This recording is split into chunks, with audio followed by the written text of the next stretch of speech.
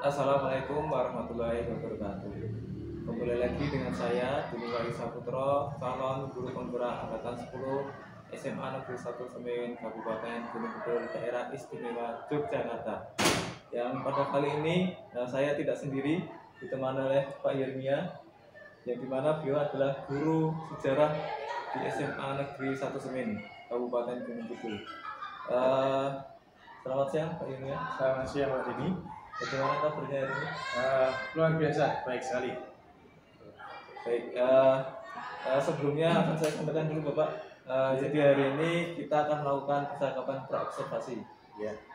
Jadi di mana nantinya setelah kegiatan praobservasi ini saya akan meninjau membersamai dengan Bapak terkait dengan proses pembelajaran yang Pak Yermia lakukan di kelas.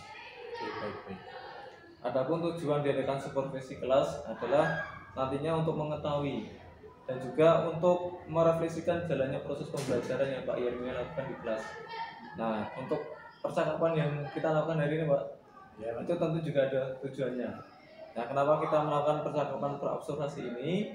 Yakni sebagai persiapan awal yang nantinya sebelum Pak Yermia melakukan proses pembelajaran, yang termasuk saya melakukan proses observasi, sehingga dalam proses pembelajaran yang Pak Yermia lakukan di kelas ini agar lebih siap dan tentunya percaya diri, agar nantinya memberikan proses pembelajaran di kelas itu yang optimal. Ya, langsung saja Pak Yermia ya. Ya, boleh. Ya, jadi di sini pada kesempatan yang luar biasa ini saya ada beberapa pertanyaan yang nanti akan saya sampaikan dan juga saya utarakan ke Pak Yermia terkait dengan proses percakapan praobservasi ini. Baik Pak, langsung saja. Yang pertama, kira-kira menurut Bapak apa tujuan pembelajaran yang akan Bapak lakukan saat di pembelajaran di kelas? Ya, yang pertama jelas seperti saya mau ambil di kelas 12. Jadi tujuan pembelajaran yang akan saya sampaikan kepada peserta didik terkait dengan faktor-faktor penyebab disintegrasi bangsa, dan dilanjutkan dengan menganalisis kronologi peristiwa tentang disintegrasi tersebut. Baik, jadi ada proses mengidentifikasi faktor penyebabnya ya. Iya. Terkait dengan tujuan pembelajaran yang Pak Yermia tadi sampaikan. Baik, untuk pertanyaan kedua Bapak, kira-kira bagaimana area pengembangannya yang hendak Bapak capai, yang ingin dilakukan di kelas Pak? Nah, di bagian aspek pengetahuan, setidaknya siswa dapat mengidentifikasi tadi faktor-faktor dari pemberontakan disintegrasi bangsa yang terjadi pada pasca Indonesia Merdeka itu seperti apa, kemudian bagaimana para siswa itu bisa menganalisis kronologi, karena pemberontakannya tidak hanya terjadi satu kali tetapi beberapa kali. Kemudian dari aspek keterampilan, harapannya siswa itu bisa menyajikan data terkait apa yang sudah dipelajari dalam bentuk infografis. Baik, jadi area pengembangannya ada dua ya Pak ya? Ya. Pengetahuan dan keterampilan. Untuk pengetahuan itu tadi mengidentifikasi faktornya, sampai menganalisis bagaimana integrasi terhadap penyebab dari pemberontakan tadi ya Pak ya? Ya. Sedangkan untuk keterampilannya itu adalah menyajikan data dalam infografis ya. Nah, saya ingin mendengar Pak, kira-kira bagaimana rancangan pembelajaran yang ingin Bapak lakukan ketika nanti di kelas?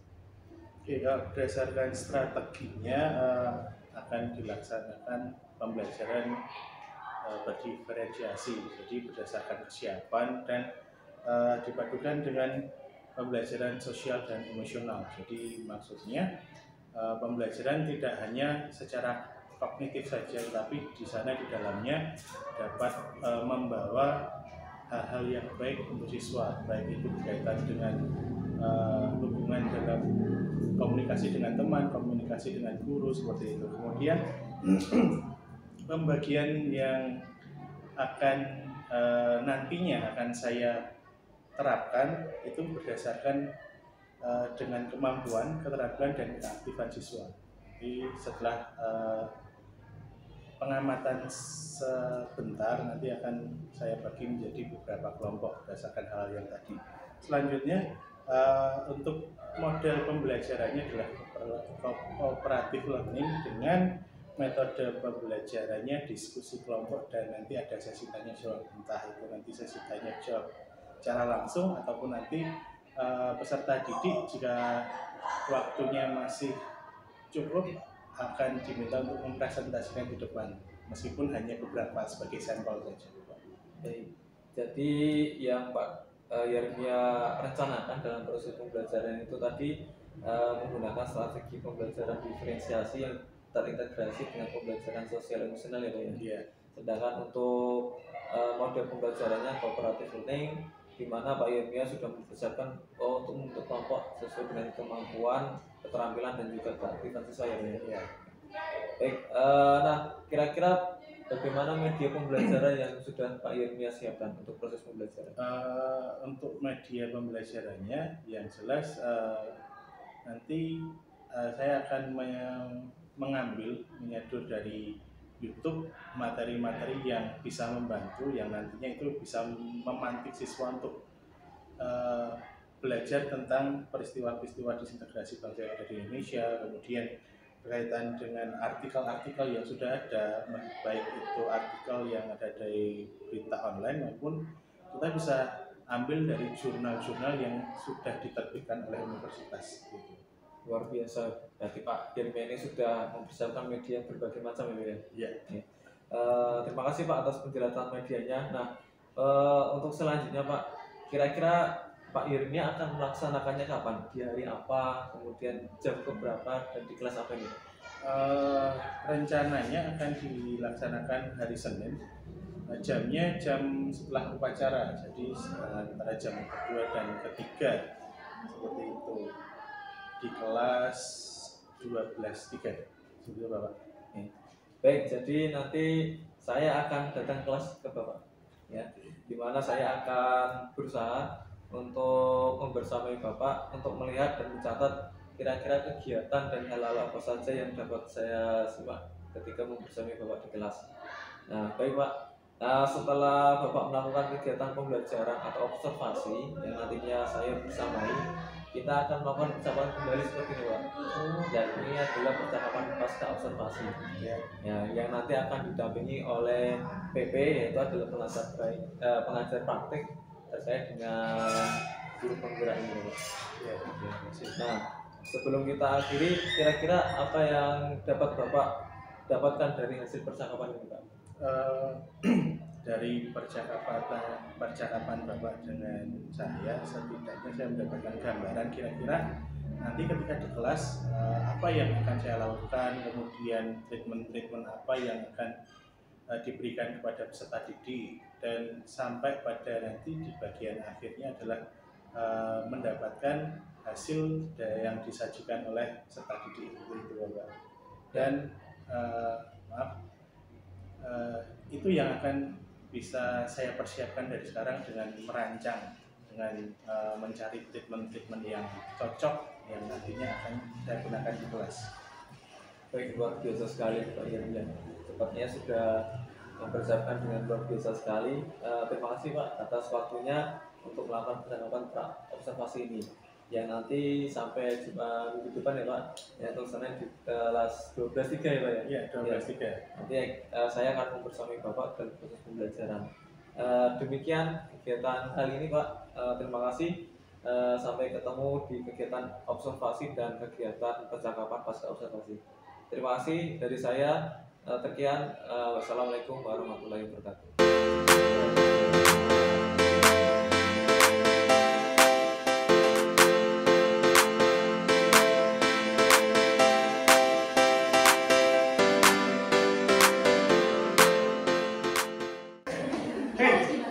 Selamat pagi.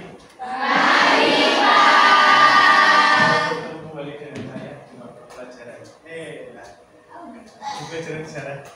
Oke, gimana kabarnya? Baik.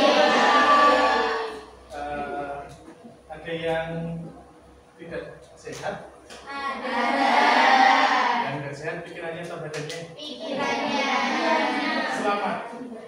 Tandanya Anda masih bisa berpikir. Alhamdulillah. Oke.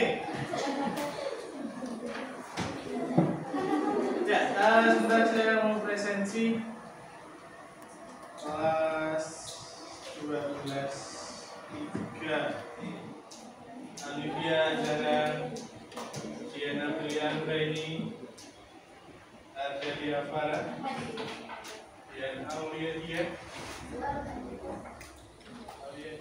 Berdiana Renang, kemudian Fitri Nur Hayati, Asna Albita, Kinanti Edit. Oke, pertemuan kemarin kita belajar tentang apa aja? Oke, Mbak Dia, apa aja? PKI Madiun, G13 PKI. Ya, benar. Kemarin kita sudah belajar 3 materi tentang itu, tentang 3 pemberontakan. Nah, sekarang kita juga akan belajar tentang pemberontakan selanjutnya. Tapi sebelum itu setidaknya karena ini sudah cukup siang, mari kita sedikit apa ya, sedikit ya, boleh sedikit?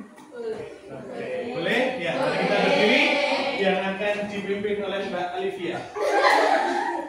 Coba Kita coba dulu ya teman-teman.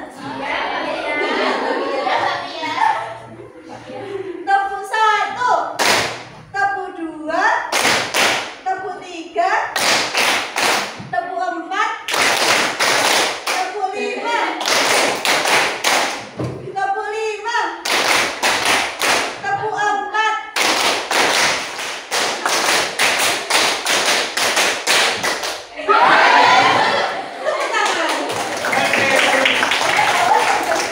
ya, terima kasih. Dan mari kita berkumpul berdasarkan kelompok yang kemarin, silakan berkumpul. Monggo.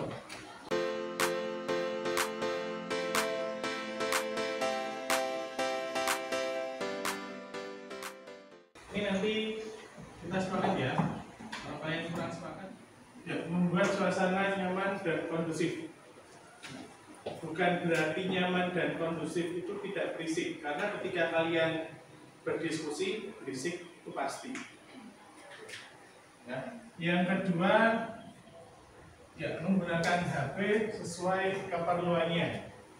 Nah, karena kita akan diskusi membahas materi, jadi harapan saya ketika kalian menggunakan HP, gunakan dengan bijak sesuai keperluannya, tidak untuk melakukan hal-hal yang lain.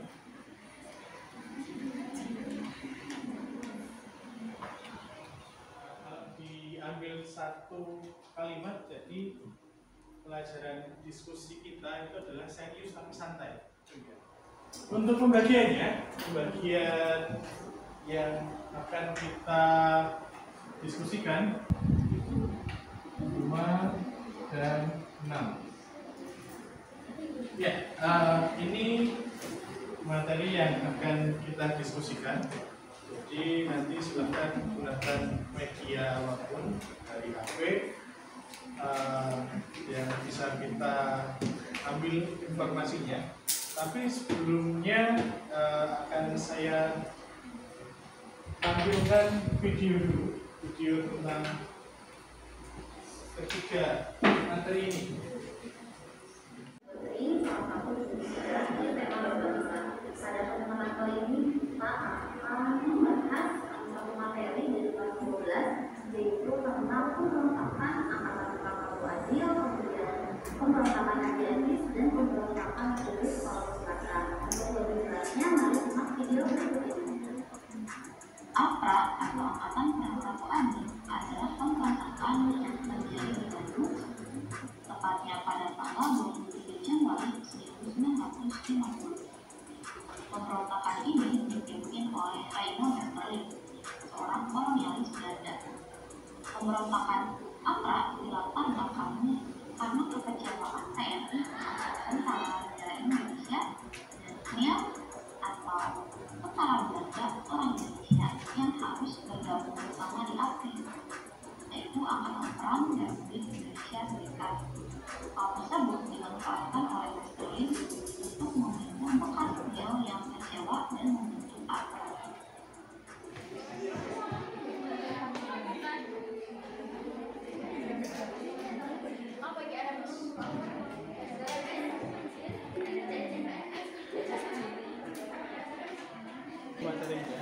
Cakra, Andi Aziz, AMS. Jangan sampai salah. Sesuai kelompoknya juga.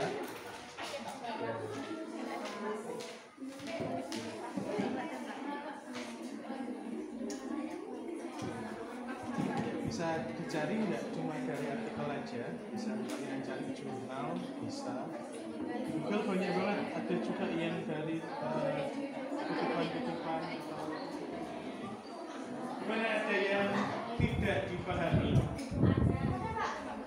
Mana Mbak? Kan channel saya nanti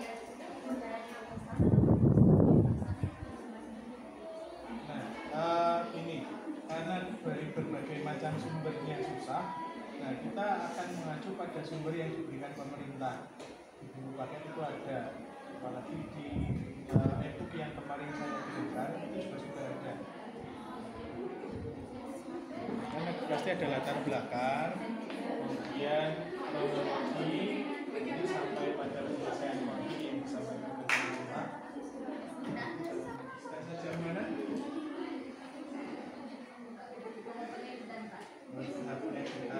Jadi kurang editing aja. Jangan lupa diberikan foto tokohnya.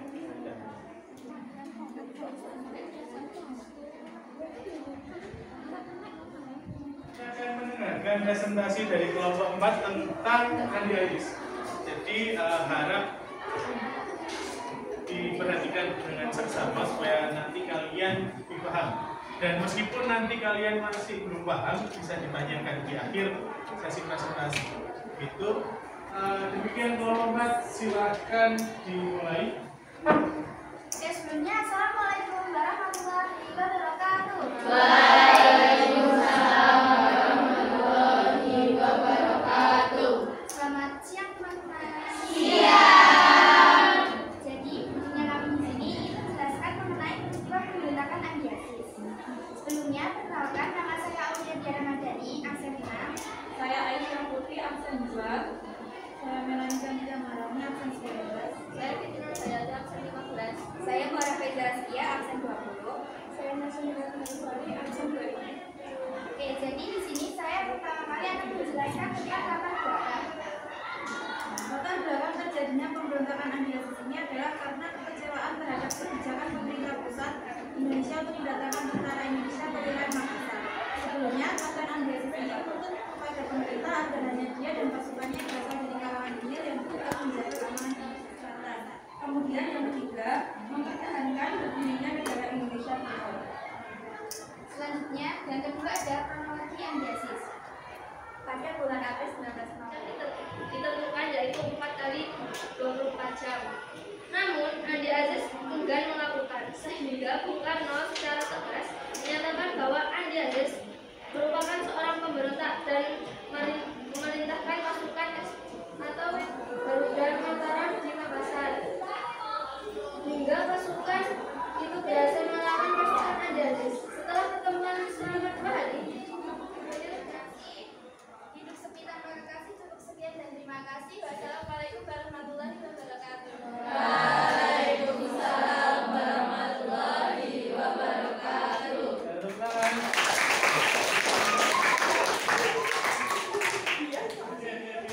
Karena telah menyetujui, setelah KMP telah menyetujui bahwa Indonesia menjadi negara serikat. Nah, dalam negara serikat perlu dibentuk sebuah angkatan perang.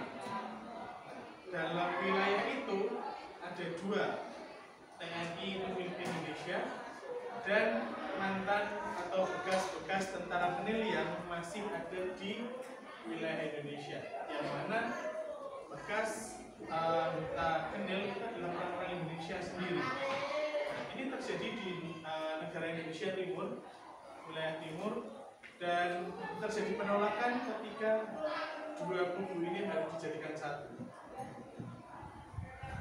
Itu yang menjadi latar belakang.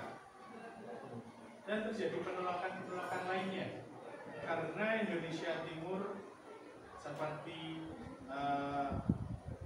Andi Aziz tadi itu menolak kalau misalnya Indonesia Timur itu bergabung lagi dengan Indonesia, mereka mau dibawa kemana? Pasukan mereka mau kerja apa? Yang struktur pemerintahan yang sudah ada harus dilebur lagi. Dan yang tadinya menjabat sebagai pegawai pemerintahan, mereka harus mau tidak mau harus melewati seleksi untuk dipilih apakah melanjutkan sebagai pegawai pemerintah atau dibebas tugaskan menjadi penduduk sipil lagi. Itu yang terjadi. Ya, mungkin itu saja tambahan tentang latar belakang dari pemberontakan anti-ISIS. Kesimpulan dari pemberontakan apa?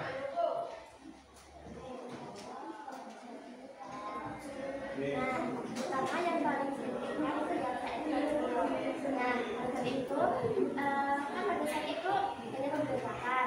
Nah, tapi pemberontakan itu lebih didukung sama Belanda. Nah, kan Raymond Borsig memanfaatkan ajaran tersebut karena dia dari Belanda kan Pak, jadi dia banyak keinginan gitu. Nah, jadi dia memanfaatkan dengan menyerang, dia memisahkan penyerangan di Jakarta dan Bandung karena Jakarta pada saat itu diadakan sidang dan Bandung itu karena ada itu Pak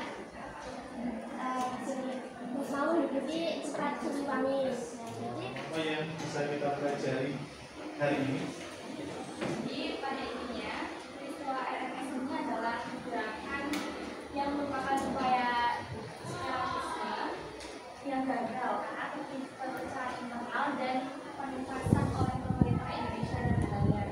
Namun pada akhirnya pemberontakan RMS ini berhasil dihentikan oleh pemerintah Indonesia. Ya, bagus sekali. Di depan sudah ada barcode, silahkan kalian scan untuk refleksi pembelajaran kita hari ini dan bisa mengisi Google Form dari barcode yang sudah ada di sana. Oke, untuk pelajaran pertemuan selanjutnya kita akan membahas tentang BFO, PRN, PRRI Pangusta.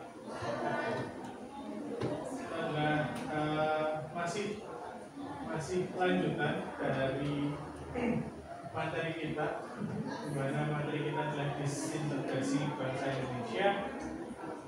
Terima kasih untuk kerjasamanya hari ini. Terima kasih untuk sharing ilmunya dari saya ataupun dari kalian juga.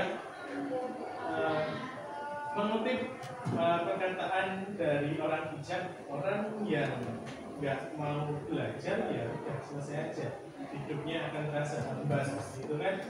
Karena dengan belajar kita bisa menemukan hal-hal yang baru, bisa menambah kecakapan kita, bisa menambah informasi, bisa kita mempelajari gimana kita bisa melihat peluang dan kita mengambil peluang tersebut.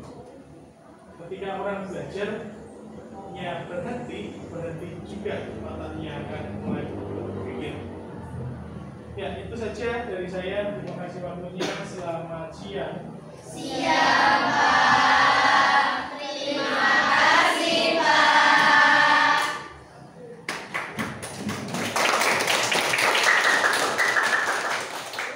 Ya, terima kasih.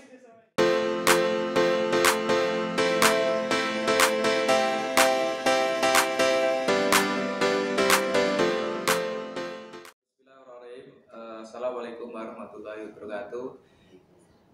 Berjumpa lagi dengan saya Denny Wahyu Saputro, calon guru penggerak angkatan 10 Kabupaten Gunung Kidul, Daerah Istimewa Yogyakarta. Pada kesempatan kali ini kami akan melakukan percakapan coaching, yakni adalah pasca supervisi, di mana di sini saya dibersamai oleh Pak Yermia selaku guru sejarah di SMA Negeri 1 Semin dan juga Ibu Nurati selaku pengajar praktek dari guru penggerak angkatan 10. Selamat pagi Pak Yermia. Selamat pagi Pak Denny. Selamat pagi juga Bu Nurati. Kali ini kita akan melakukan kegiatan percakapan pasca observasi yang sudah kita lakukan. Saya sudah membersamai Bapak Yermia, di mana di kelas 12 ya Pak Yermia ya. Jadi 12. Langsung saja Pak Yermia. Jadi pada percakapan pasca observasi ini saya akan melakukan mengajukan beberapa pertanyaan terkait dengan proses pembelajaran yang sudah Pak Yermia lakukan, yang sudah kita lakukan bersama. Saya membersamai Pak Yermia di kelas 12 dalam mapel atau mata pelajaran sejarah yang sudah lampau, yang dimana pada tujuan kali ini kita akan mengkonfirmasi, mengevaluasi apa saja yang sudah dilakukan Pak Rimia terkait dengan proses pembelajaran di kelas. Langsung saja Pak Rimia, terkait dengan pertanyaan yang pertama, bagaimana perasaan Pak Yermia yang sudah melakukan proses kegiatan pembelajaran yang saya observasi ini Pak? Ya, perasaannya cukup deg-degan, tapi menyenangkan juga. Jadi ternyata nggak disupervisi sama Pak Kepala Sekolah, tapi disupervisi sama teman, rasanya juga sedikit berbeda. Oke, alhamdulillah berjalan lancar ya Pak Yermia. Bisa lancar. Walaupun ada sedikit kendala seperti itu ya Pak ya. Terkait dengan pertanyaan selanjutnya, pembelajaran yang Pak Rimia sudah lakukan, kita kembali area perkembangan apa saja yang dilakukan Pak? Ya, kemarin dalam pembelajaran sejarah yang mengangkat tema disintegrasi bangsa Indonesia, ada dua aspek. Yang pertama tentang pengetahuan, di mana nanti anak-anak itu bisa belajar, jadi nggak hanya memahami, tapi targetnya mereka bisa menganalisis peristiwa-peristiwa disintegrasi bangsa yang pernah terjadi pasca Indonesia Merdeka. Sedangkan untuk yang bagian keterampilannya, aspek keterampilannya, serta didik siswa-siswi itu tugas akhirnya adalah bagaimana mereka bisa menyajikan data berdasarkan diskusi yang sudah dilakukan. Baik, jadi area perkembangan di sini meliputi area aspek pengetahuan ya Bapak ya. Ya, Di mana peristiwa disintegrasi bangsa ini siswa bisa mendiskusikan ya Pak. Ya, kemudian yang kedua yaitu adalah keterampilan, di mana siswa mampu menganalisis sehingga data yang tersaji ini peristiwa disintegrasi bangsanya ini seperti apa ya Pak ya. ya. Oke, terima kasih Bapak. Dari area yang sudah Bapak kembangkan ini kira-kira bisa diulas kembali sedikit terkait dengan langkah-langkah pembelajaran apa yang sudah Pak Yermia lakukan kemarin. Yang jelas kalau dimulai dari persiapan, Pak. Dari persiapan, kemudian memikirkan bagaimana nanti di kelasnya, langkah-langkahnya, alur-alurnya, itu harapannya bisa sesuai dengan modul ajar yang dibuat. Kemudian berawal dari nanti ada pembagian kelompok berdasarkan kemampuan peserta didik, karena sebelumnya juga sudah dilakukan semacam tes diagnostik, meskipun hanya simpel aja untuk mengetahui kemampuannya bagaimana. Setelah itu pembagian kelompok berdasarkan kemampuan, kemudian memberikan materi berdasarkan kemampuannya tadi. Setidaknya ada beberapa yang membedakan, jadi nggak hanya kita literasi dari artikel saja ataupun jurnal, tapi kemarin saya juga memberikan video pembelajaran yang diambil dari YouTube. Kemudian setelah itu mereka berdiskusi, kemudian membuat PowerPoint, itu mereka presentasi ya, seperti biasa mereka ambil kesimpulan dari Luar biasa sekali nih Pak Yermia ketika materi sejarah yang abstrak ini bisa menyajikan analisis yang luar biasa Pak. Kemarin ketika saya membersamai Pak Yermia nih dalam proses observasi, memang anak-anak ini yang sudah Pak Yermia persiapkan modul acara ini memang sudah runtut dan seksama terkait dengan langkah-langkah proses pembelajaran sampai sudah menyediakan berbagai media pelajaran ya, mulai dari YouTube, artikel dan sebagainya. Ini luar biasa sekali. Menurut Bapak, kira-kira sejauh mana Pak proses pembelajaran yang Pak Yernia lakukan kemarin, apakah berhasil atau seperti apa Pak? Kalau dikatakan berhasil dengan sempurna sih enggak, tapi pastinya ada kendala-kendala yang dihadapi ketika mengajar dengan jumlah 36, kemudian dibagi menjadi beberapa kelompok. Ternyata dengan pengelompokan berdasarkan kemampuan masih saja ada yang bisa dikatakan 1-2 anak itu tidak aktif gitu. Jadi ya harapannya ke depannya akan mendapatkan formula yang lebih baik bagaimana treatmentnya supaya mereka bisa maksudnya aktif secara bersama-sama. Jadi nggak hanya satu aktif kemudian yang lainnya gimana atau lebih sibuk gimana. Baik, ujiannya seperti itu. baik, luar biasa.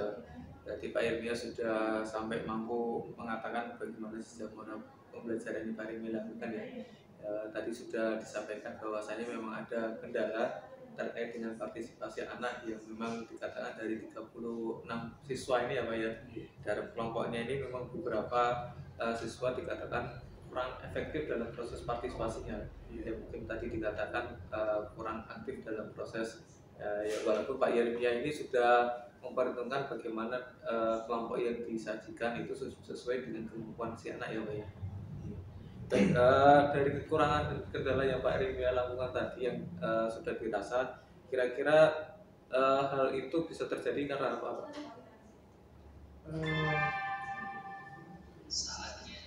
Bisa terjadi kalau menurut saya kemarin saya tidak melihat secara personal anak-anaknya, melihat dari gaya belajarnya, saya cuma melihat dari kemampuannya. Mungkin itu yang akan menjadi koreksi saya. Jadi harapannya ke depan saya bisa mengamati anak-anak berkaitan dengan gaya belajarnya, meskipun untuk mendapatkan hasil itu cukup sepertinya cukup lama, karena nggak bisa dalam sekali atau dua kali pertemuan langsung mendapatkan ternyata misalnya Menteri Hanum ini gaya belajarnya itu visual ataukah audio atau gimana. Tidaknya perlu cross check dulu dengan anak-anaknya seperti itu. Jadi harapannya yang akan saya coba ke depan ya menggunakan gaya belajar ini. Luar biasa Pak Yernia ya. Dari yang tadi sudah dipaparkan, ternyata memang mampu menganalisis bagaimana sebenarnya Pak Yernia ini ingin melakukan pendekatan khusus terkait bagaimana bisa mengakomodir gaya belajar siswa bisa diterapkan dari proses pembelajaran di kelas apa ya. Ya, semoga harapannya nanti ke depan Pak Yernia bisa mengeksekusi apa yang menjadi rancangan pembelajaran Pak Yernia ke depannya, entah di kelas yang sama ataupun di kelas yang lain ya, yang bisa mengakomodir bagaimana kendala itu tadi terjadi. Ya. Luar biasa. Kira-kira untuk aksi nyata ini, untuk rancangan perubahan ini akan dilakukan kapan Pak Yernia?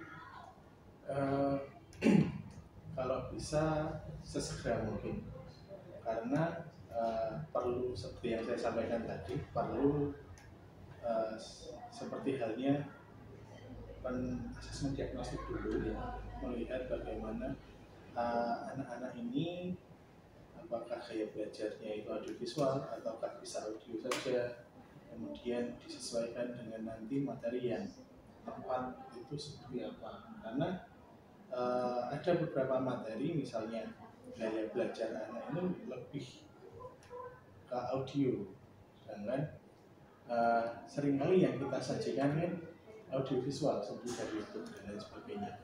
Kita perlu sedikit mencari rekaman-rekaman, misalnya bisa mencari pidato-pidato dari Pak Karno yang diambil dari radio atau gimana. Setidaknya saya ingin mencoba hal itu. Baik, berarti setidaknya ini nanti dalam waktu singkat ya Pak ya, untuk perubahan ini, karena memang ingat Pak Yurnia ini guru yang sangat sibuk, sehingga mulai dari asesmen diagnostis sampai nanti analisis bagaimana gaya belajar siswa ini bisa mengakomodir sampai terwujudnya kenyamanan siswa dalam proses pembelajaran ya Pak. Ya. Oke, baik, saya nantikan Pak terkait dengan nanti kita setelah pasca percakapan ini kita masih tetap berdiskusi mungkin atau berbincang-bincang terkait action-action yang Pak Yurnia lakukan. Ya. Terima kasih Pak Yurnia, luar biasa sekali, tetap semangat Pak Yurnia ya. Terima kasih terkait dengan proses pembelajaran. Baik, yang terakhir Pak Yurnia, dari percakapan yang kita lakukan ini kira-kira apa yang bisa kita ambil pelajaran dari kesimpulan ini? Dari percakapan singkat ini sebenarnya dari pertanyaan-pertanyaan Pak Dedi tadi yang terpikirkan dari saya adalah mengenai kendala-kendala, kemudian solusi yang harus dilakukan, kemudian aksi yang jelas seperti apa dalam treatment anak-anak nantinya. Seperti itu.